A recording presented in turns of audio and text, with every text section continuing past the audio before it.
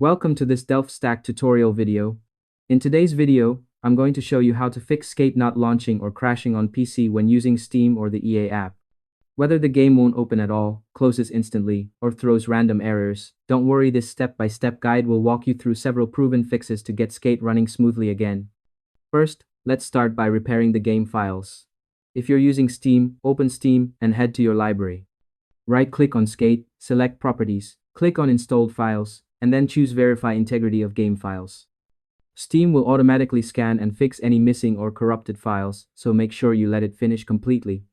If you're using the EA app, open the EA app, select Skate, click Manage, choose Repair, and wait for the process to complete.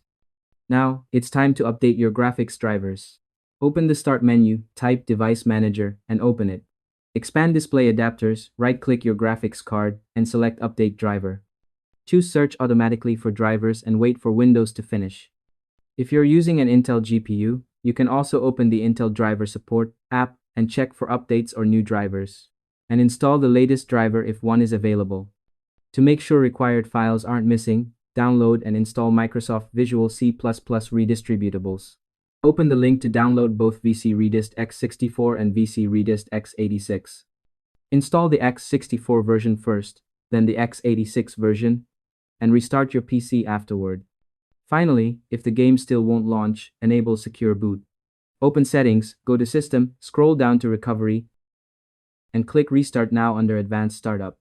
After rebooting, select Troubleshoot, then Advanced Options, choose UEFI Firmware Settings, and click Restart.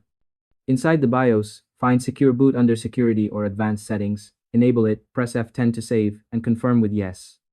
And that's all there is to it. By following these steps, you should be able to fix Skate not launching or crashing on PC without any hassle.